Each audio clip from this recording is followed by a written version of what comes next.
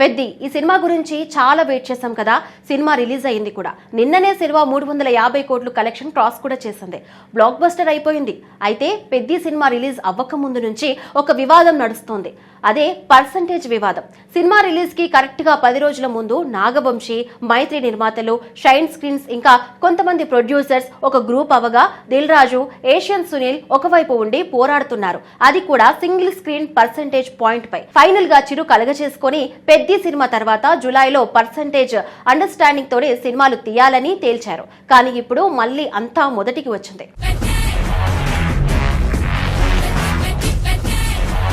సినీ పరిశ్రమలో ఎన్నో ఏళ్లుగా చర్చకు వస్తున్న అంశాల్లో థియేటర్లలో అమలు చేసే పర్సంటేజ్ విధానం ఒకటి. నిర్మాతలు, డిస్ట్రిబ్యూటర్లు, ఎగ్జిబిటర్ల మధ్య ఈ అంశంపై అనేక సార్లు సమావేశాలు జరిగాయి. ఎన్నో చర్చలు, వాదోపవాదాలు, అభిప్రాయ భేదాల తర్వాత చివరకు ఈ సమస్యకు పరిష్కారం దొరికిందని అందరూ భావించిన తరుణంలో ఇప్పుడు మరోసారి ఈ వివాదం తెరపైకి రావడం ఇండస్ట్రీలో హాట్ టాపిక్ గా మారింది. ముఖ్యంగా పెద్ది సినిమా నిర్మాత కిలారు వెంకట సతీష్ రాసిన లేఖతో ఈ వ్యవహారం మళ్లీ మొదటి దశకు వెళ్లిందా అనే చర్చ జోరుగా సాగుతుంది. తెలుగు సినిమా పరిశ్రమలో థియేటర్ల నిర్వహణకు సంబంధించి ప్రధానంగా 2 విధానాలు అమలులో ఉన్నాయి. ఒకటి రెంటల్ విధానం, మరొకటి పర్సంటేజ్ విధానం. రెంటల్ విధానంలో నిర్మాత లేదా డిస్ట్రిబ్యూటర్ ముందుగానే థియేటర్ యజమానికి నిర్ణీత మొత్తాన్ని చెల్లించి సినిమా ప్రదర్శిస్తారు. సినిమా హిట్ అయినా ఫ్లాప్ అయినా థియేటర్కు ఆ మొత్తం వస్తుంది. కానీ పర్సంటేజ్ విధానంలో సినిమా కలెక్షన్ల ఆధారంగా వచ్చే ఆదాయాన్ని నిర్మాతలు, డిస్ట్రిబ్యూటర్లు, ఎగ్జిబిటర్లు ఒక నిర్దిష్ట శాతం ప్రకారం పంచుకుంటారు. చాలా కాలంగా సింగిల్ స్క్రీన్ థియేటర్లలో రెంటల్ విధానం కొనసాగుతుండగా దీనివల్ల నిర్మాతలపై ఆర్థిక భారం పెరుగుతుందని పలువురు అభిప్రాయపడ్డారు. ముఖ్యంగా చిన్న మధ్య తరహా సినిమాలు భారీ రెంటల్స్ కారణంగా నష్టపోతున్నాయని, అందుకే పర్సంటేజ్ విధానాన్ని తీసుకురావాలని నిర్మాతల మండలి నుండి డిమాండ్లు వచ్చాయి. మరోవైపు థియేటర్ యజమానులు కూడా తమ వాదనలు వినిపిస్తూ వచ్చారు. ఈ నేపథ్యంలో పలుమార్లు చర్చలు జరిగి చివరకు ఒక నిర్ణయానికి వచ్చినట్లు ప్రకటించారు.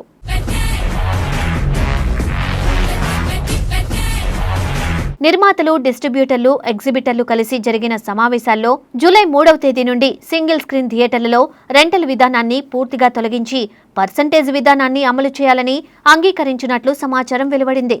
ఈ నిర్ణయం అమల్లోకి వస్తే తెలుగు సినీ పరిశ్రమలో ఇది ఒక పెద్ద మార్పుగా భావించారు. ముఖ్యంగా చిన్న సినిమాలకు ఇది ఎంతో ఊరటనిస్తుందని పలువురు విశ్లేషకులు అభిప్రాయపడ్డారు. ఈ విషయంపై మరింత స్పష్టత ఇస్తూ Telugu film chamber of commerce May 27న అధికారిక సర్క్యులర్ కూడా విడుదల చేసింది. పర్సంటేజ్ విధానానికి సంబంధించిన సబ్ కమిటీ తీసుకున్న నిర్ణయాలను అందులో వివరించింది. ఈ సర్క్యులర్తో ఇండస్ట్రీలో నెలకొన్న సందిగ్ధత తొలగిపోయిందని అందరూ భావించారు.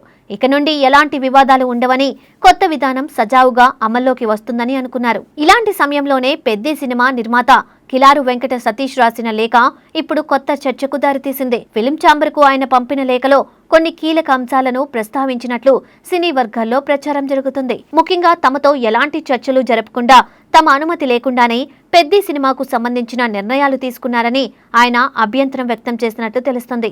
ఇప్పటికే పెద్ది సినిమా బిజినెస్ పూర్తి కావడం, పంపిణీదారులతో ముందుగానే ఒప్పందాలు కుదుర్చుకోవడం జరిగిపోయిందని ఆయన లేఖలో పేర్కొన్నట్లు సమాచారం. ఇలాంటి పరిస్థితుల్లో అకస్మాత్తుగా కొత్త విధానాన్ని తమ సినిమాకు వర్తింపచేయడం వల్ల అదనపు ఆర్థిక భారం పడుతుందని ఆయన ఆందోళన వ్యక్తం చేసినట్లు తెలుస్తోంది. ఇప్పటికే కుదిరిన ఒప్పందాలను మార్చడం సాధ్యం కాదని, ఈ సమస్యకు ప్రత్యేక పరిష్కారం చూపించాలని ఫిల్మ్ ఛాంబర్ను కోరినట్లు సినీ వర్గాలు చెబుతున్నాయి. ఈ లేఖ బయటకు వచ్చిన తర్వాత మళ్లీ పర్సంటేజ్ విధానంపై వివాదం మొదలైంది. ఒకవైపు కొత్త విధానాన్ని వెంటనే అమలు చేయాలని కోరుతున్న వారు ఉండగా, మరోవైపు ఇప్పటికే ఒప్పందాలు కుదుర్చుకున్న సినిమాలకు మినహాయింపులు ఇవ్వాలని కొందరు అభిప్రాయపడుతున్నారు.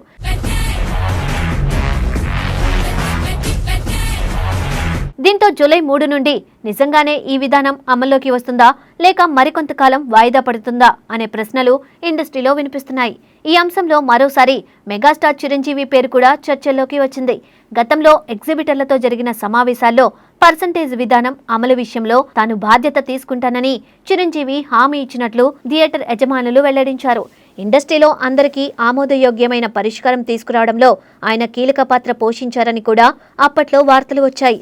ఇప్పుడు మళ్లీ వివాదం తలెత్తడంతో చిరంజీవి మరోసారి జోక్యం చేసుకుంటారా అనే ఆసక్తి నెలకొంది. ఆయన మధ్యవర్తిత్వం చేస్తే నిర్మాతలు, ఎగ్జిబిటర్లు, డిస్ట్రిబ్యూటర్ల మధ్య రాజీ కుదిరే అవకాశాలు ఉన్నాయని కొందరు భావిస్తున్నారు.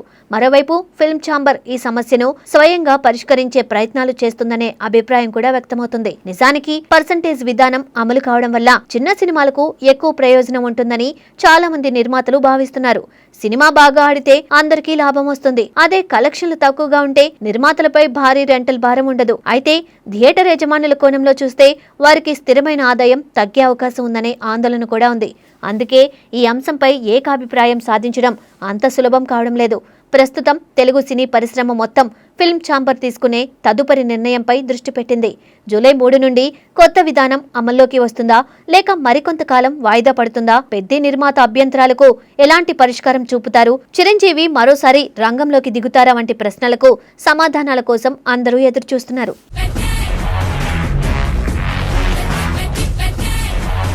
మొత్తానికి ముగిసిపోయిందనుకున్న పర్సంటేజ్ విధానం వివాదం మళ్లీ తెరపైకి రావడం తెలుగు సినిమా పరిశ్రమలో చర్చనీయాంశంగా మారింది. ఈ సమస్యకు అందరికీ ఆమోదయోగ్యమైన పరిష్కారం దొరికితేనే పరిశ్రమలో స్థిరత్వం నెలకొంటుందని విశ్లేషకులు భావిస్తున్నారు. ఇప్పుడు ఫిలిం ఛాంబర్ తీసుకునే నిర్ణయమే తెలుగు సినిమా వ్యాపార విధానంలో కొత్త అధ్యయనానికి నాంది పలుకుతుందా లేక మరోసారి చర్చల దశలోనే ఆగిపోతుందా అనేది ఆసక్తికరంగా మారింది.